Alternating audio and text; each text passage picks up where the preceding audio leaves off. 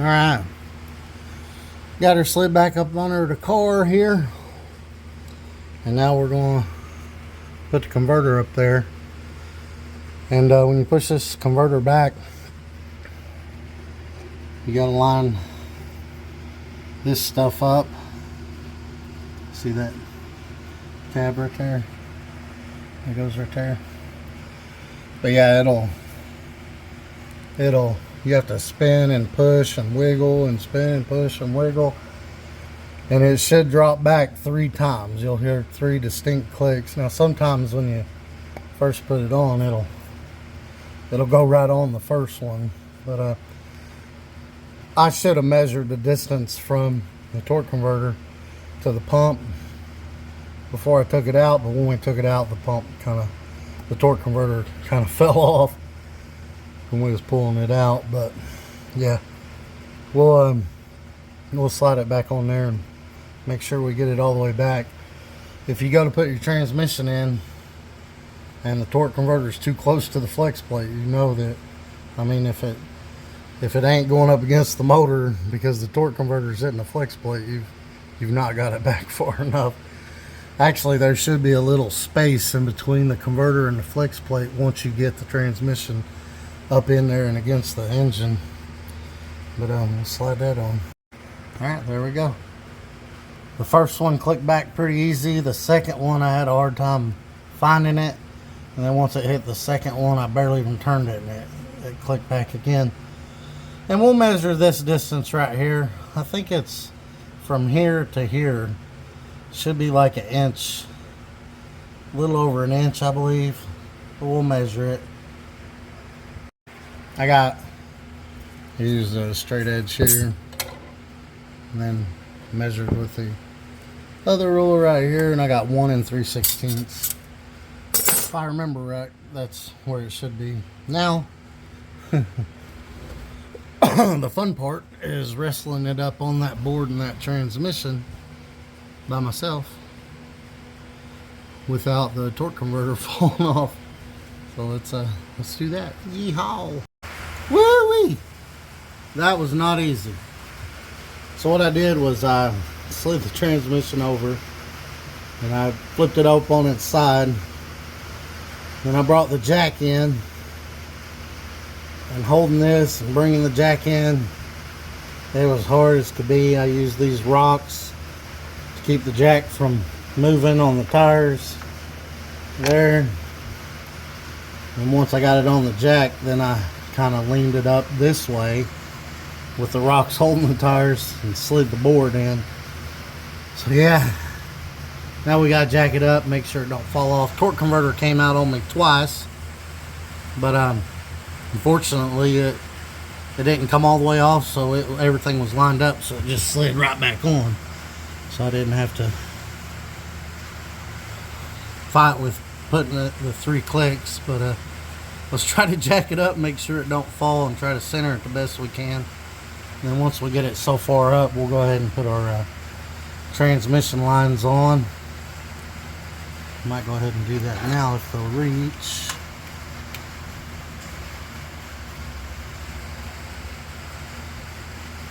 Yeah.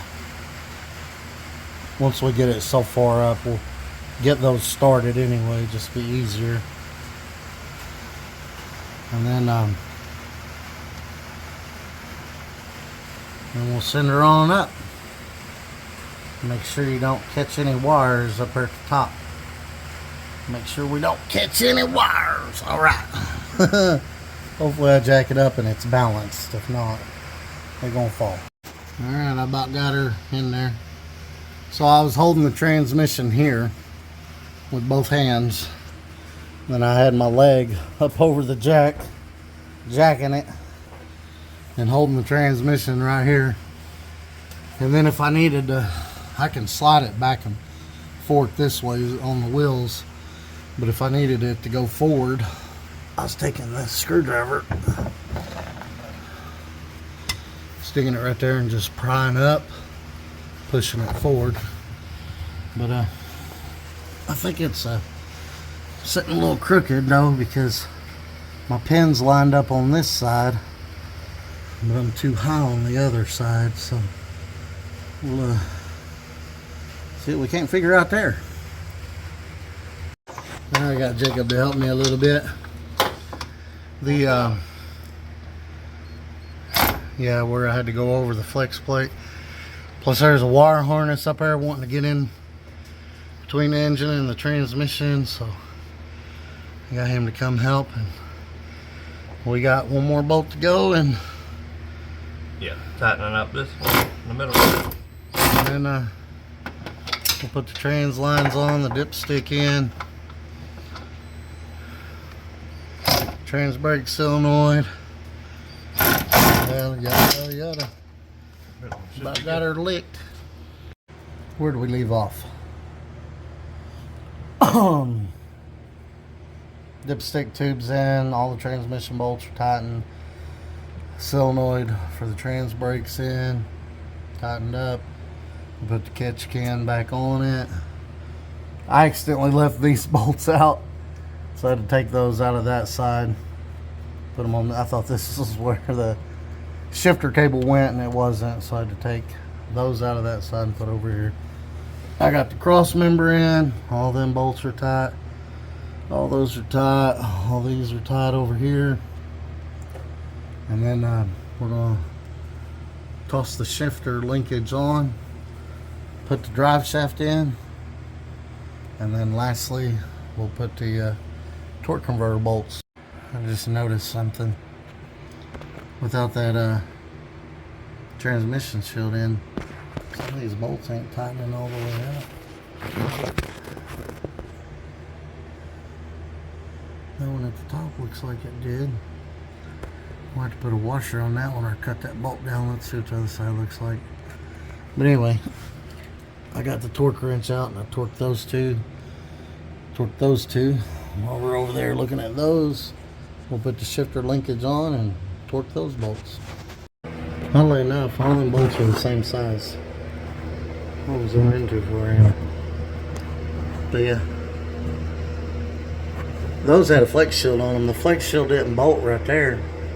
That one's going all the way in. I don't think the top one's going all the way in either. So, yeah, we'll just get some washers, or I'll take the bolt out and each one at a time and just cut them down a little bit. No bueno. And the shifter is in. Oh, whoop. All we gotta do now is shorten the bolts or put some washers on them.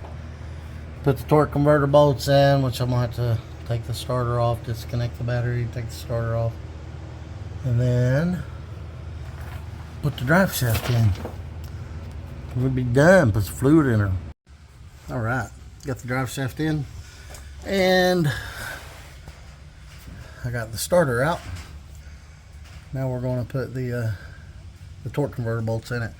Now at this point, if the torque converter is pushed all the way back and you're right up against the flex plate, you probably don't have your torque converter pushed all the way back like you should have, the 3 clicks. But anyway, we got about a 1/4 inch gap there, and I don't want a 1/4 inch gap when the bolt pulls the torque converter towards the flex plate. So I'll put about a 1/16 inch in there, so it pulls forward about 3/16 inch, which is in spec. I think an 1/8 to 3/16 you want it to pull forward, but don't quote me on that. If it's too far, if it's 3/16 or more, put some washers in there. Oh, 1/4 inch. If it's a 1/4 inch or more, put some washers in there. And yeah, I'm going to use some red Loctite on the bolts. Alright, I'm not, oh, where'd I go? There we go. I'm not tightening those all the way up on the first pass, because you tighten one all the way up, you'll never get the washer in the other ones. So I just tighten it up enough to, you know, clear the block and the pan as you turn it around. But usually I put a socket and a ratchet on the front of the motor. Have somebody turn it over for me, but I don't have that luxury today. So I've just been clamping these vice grips right here. I have to open them up more and then just turn it. Then the other one will be close enough I can grab it. And just grab it with the vice grips and turn the motor over, put them all in. Then I have to go back around and tighten them all up once I get them all in. All right. Torque converter bolts are all in and tightened up. Now we can put the, we'll go ahead and put the starter back on, I guess. All right, starter's back on. Make sure none of these are touching metal. That one's trying to. I'm going to tighten it up and spin it back down. It's on the plastic, but still. You tighten that nut up, they like to spin. That one spun too far. Alright, that's better. Nothing touching metal. These, this black, red, and yellow, and blue, and black, they're all hot. Well, they're all hot. That one with the little black one with the blue, that's just the trigger wire. But yeah, that's good. Don't look like none of them's touching any metal nowhere. Yeah, good stuff. Alright. Now, I took these two bolts out. I'm going to take the two out on the other side as well. But I can't cut them right now. That Helene hurricane, which is a tropical storm right now, is over top of us. It's knocked out the electric and the internet and everything. It's not so bad right now. It's actually not really windy or raining or nothing right now, but when it was, wind was blowing like 20-30 miles an hour with gusts up to 60, it knocked the internet and electric out. It's kind of cool because it got me off work at 1:30 today. I worked from home. Internet went out, so I got off at 1:30. I got off 3 hours early. Woo woo. But now I can't cut these bolts until the electric comes back on, because I'm going to cut them with an angle grinder. Once we get those cut, we'll throw them back in. I'll go ahead and put some fluid in it, and we'll see what it does. Yeah, all transmission bolts are out.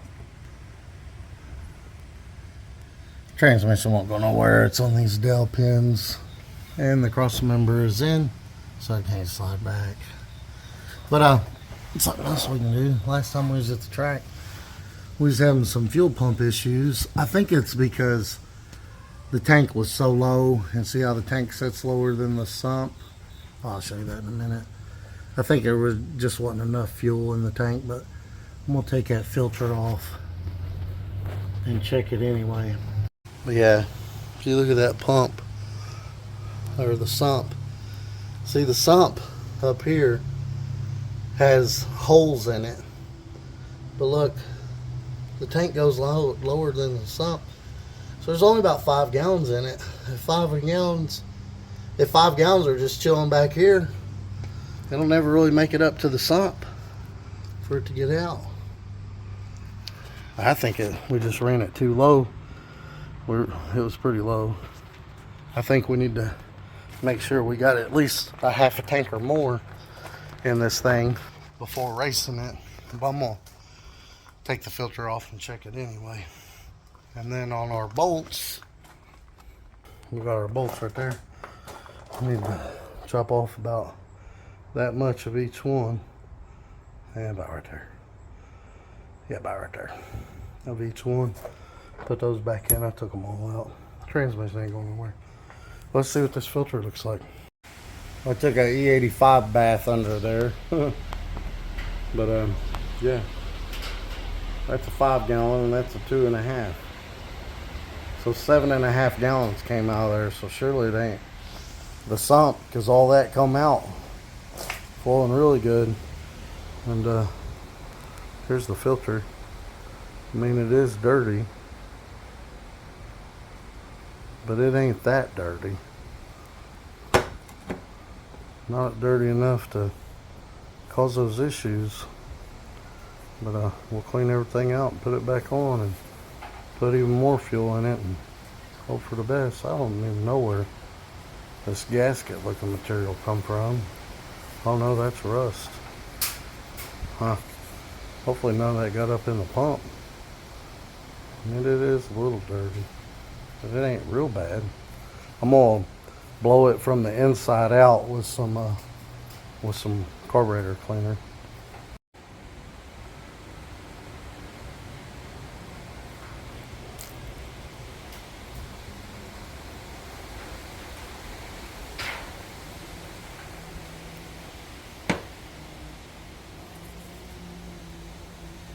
I blew it out. Looks a lot better. A lot better than what it was. Yeah, there ain't no way that was causing it. That brake fluid shoots right through there. It's a little dirty though. Oops. Huh, that stuff don't want to come out. I'll take a rag to it, I reckon. I dropped the filter.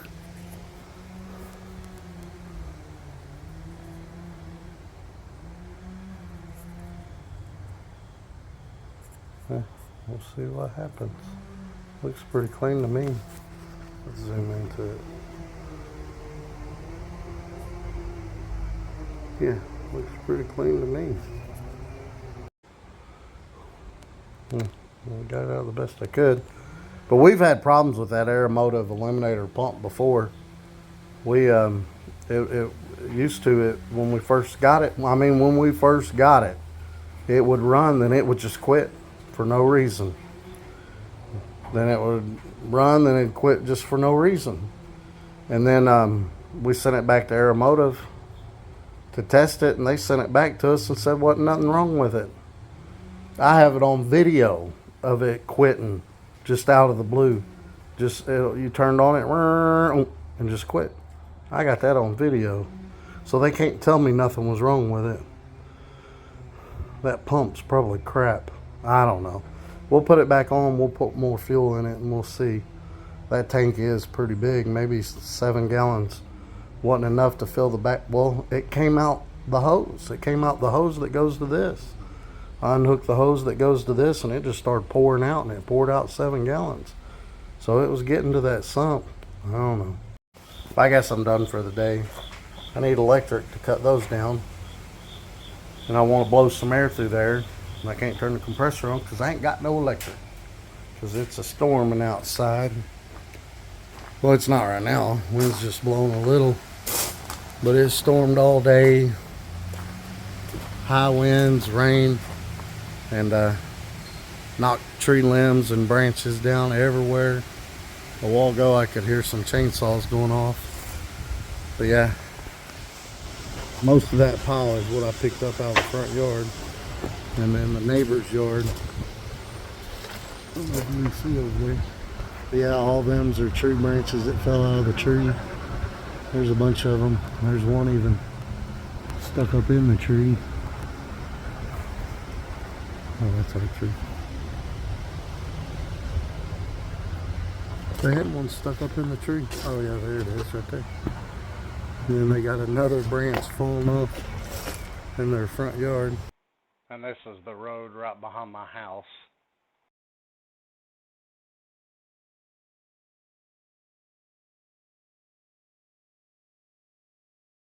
And this is just down the road, but there's trees down everywhere. And I'm in Kentucky, so I'm sure, you know, North Carolina, South Carolina, Tennessee, Georgia, Florida, they all got it way worse. We'll blow that filter out. We'll blow that filter out and then cut them bolts, put the bolts back in, put the filter in. I'm gonna go ahead and throw 8 quarts in the transmission. And once we blow that out and get the transmission bolted back up, put the filter back on, blow the filter out, put the filter back on, cut the bolts, put the transmission bolts in. I'm gonna put 8 quarts transmission fluid in it right now, and then we'll see if that sprag works and the transmission works as it should. And then we'll add 10 more gallons to the tank, and see if that helps our fuel pressure issue, or hopefully just cleaning it will help. I don't know. It was a little dirty, but not as bad enough to do that, because during the run it dropped to 20 psi. That ain't good. That's probably why we had a small block Chevy in this before, and we kept melting pistons with a blow through carburetor. That's probably why it kept melting pistons. We kept that fuel pump, air motive, as soon as we got it, you turn it on, it just, and then just quit out of the blue for no reason.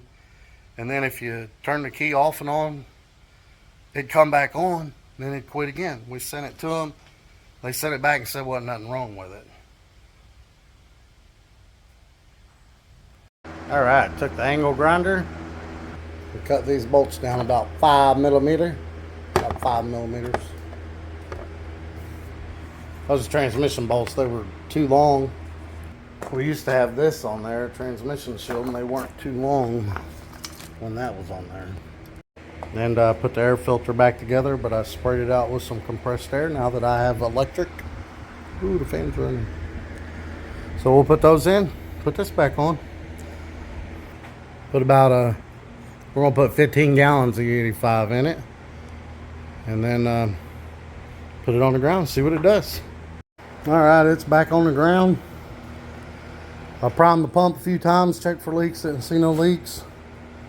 And cutting them transmission bolts down about 5 millimeter, which made them 35 millimeter long. They fit perfect. They were 40 millimeter. Actually, they were about 42 to begin with, but 40 millimeter without that flex plate shield, just too long. I put 8 quarts of transmission fluid in it. Now we'll start it up, make sure we ain't got no leaks, and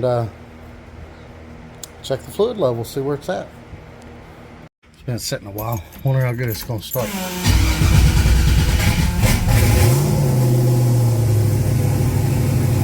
Started right up.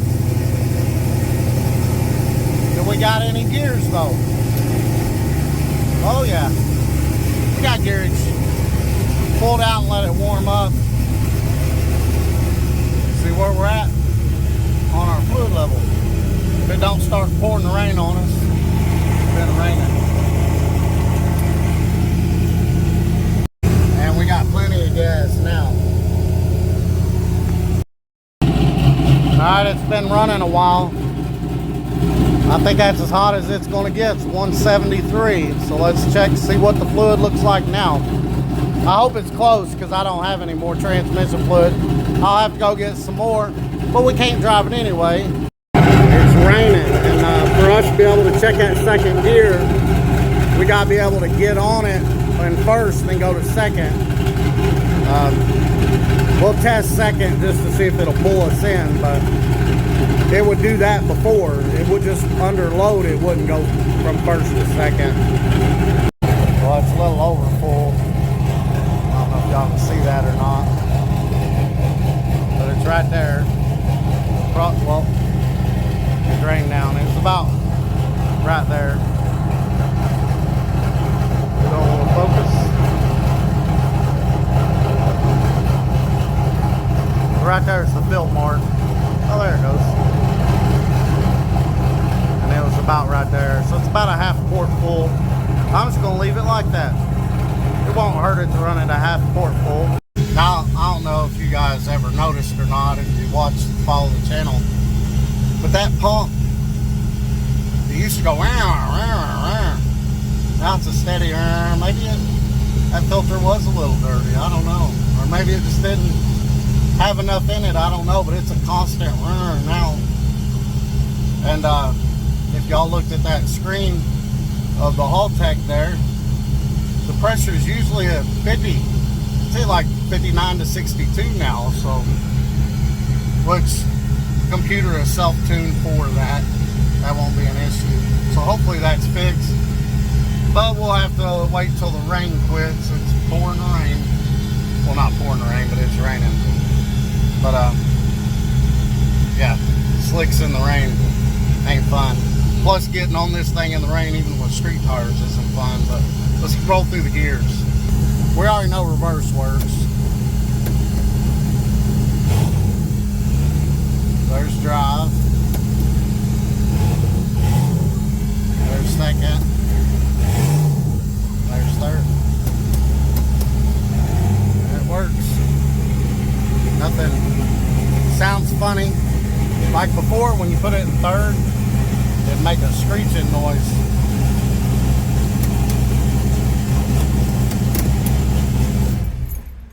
Yeah, before when you put it in third, it'd make a screeching noise.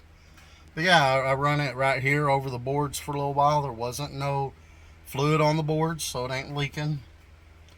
We got first, second, and third. We just need to go out on the highway and test it.